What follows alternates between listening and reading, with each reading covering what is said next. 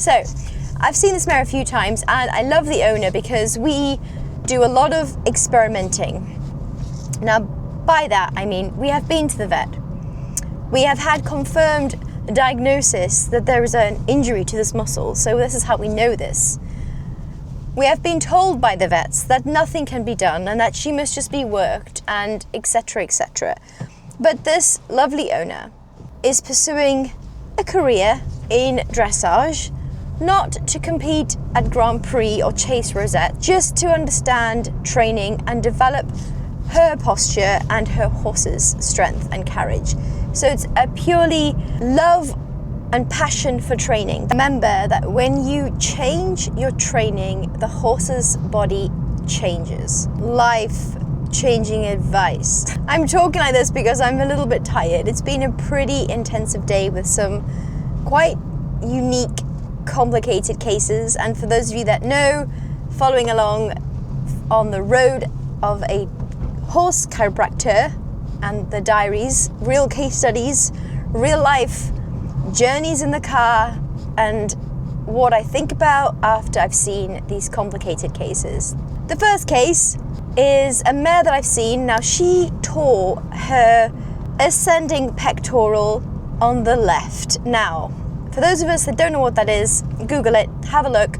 There's been so much speculation, well, not speculation, just ill knowledge, and I suppose people with egos that have said to me, this is professional, oh, if a horse has an injury to the pectoral girdle, it's fine. There's nothing wrong. Their movement won't be affected. Now, these people do not know anatomy. These people do not understand form and how form equals function. Because if they knew that, they would know that the shoulder girdle, the ventral chain of muscles, so i.e. those pectorals, are so important, especially in horses, because guess what? They do not have a clavicle like humans do. We have a collarbone, so we have a better range of motion in our shoulders compared to the horse. And really important fact is that the forelimb of a horse, including all the way up to the scapula, is connected onto the axial skeleton by soft tissue, fascia, ligaments, muscles. So if you've torn a muscle, what's going to happen? Well, obviously, the movement, certain aspects from a ridden perspective can't not be affected, right? Come on, people. Come on. Let's stop saying shit like, stop saying stuff like, oh, it won't be affected. The horse has a hand-sized hole in its pec. It's been scanned. Yes, it might not be painful, but you cannot tell me that that horse's movement will not be affected. Of course it bloody will be. Okay, my rant is now over. That's all it is. And so every time I see her, we go through kind of thinking outside the traditional training methods of what we can do to help this mare. So we did that today. We spoke about some really unique exercises that don't involve pole work, that doesn't involve traditional schooling, just ways we can encourage this mare to basically strengthen the serratus ventralis group of muscles. Again, if you don't know what that is, look it up, Google it. There's so much information now on Google. But the most important thing is that we're using the AAA approach. So we're asking questions the whole time. We are assessing, and then we are adjusting our approach. I'm adjusting my treatment process.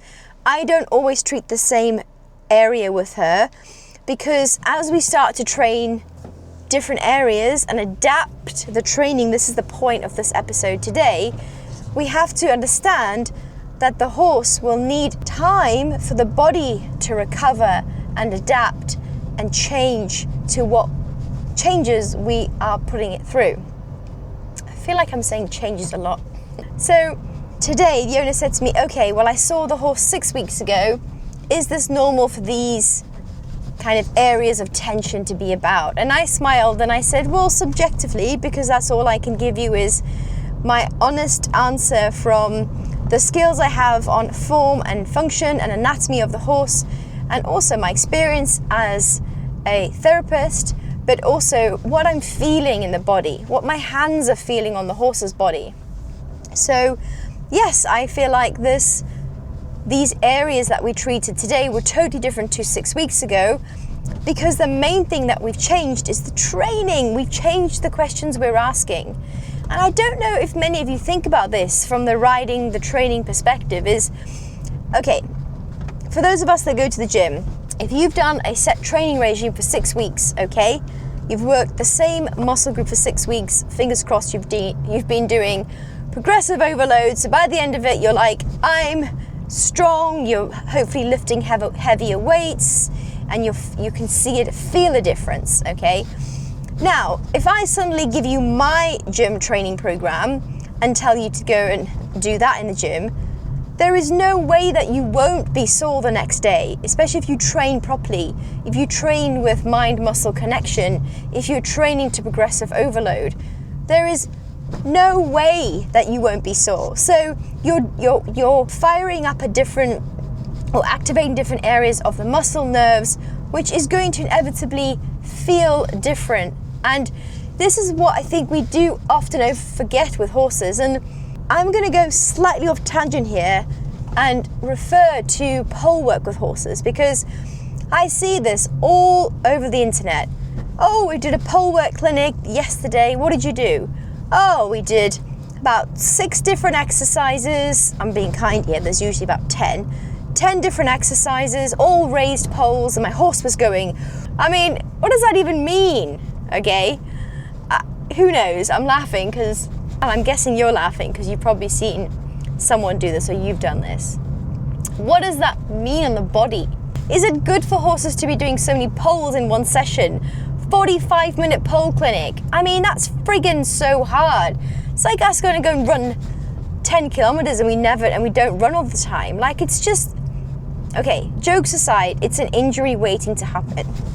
We are still lacking in research when it comes to scientific published research, peer-reviewed research on pole work with horses. This is raised poles, but yet there's all these friggin' pole clinics everywhere with experts saying these pole exercises will definitely help you.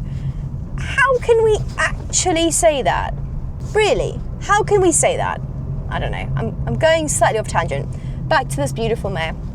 So by using the ask, assess, adjust approach, today the owner was happy, the horse was happy, we watched her before and after her treatment, and the owner has a new set of tailor-made exercises to work with over the next 3 months. Exciting times.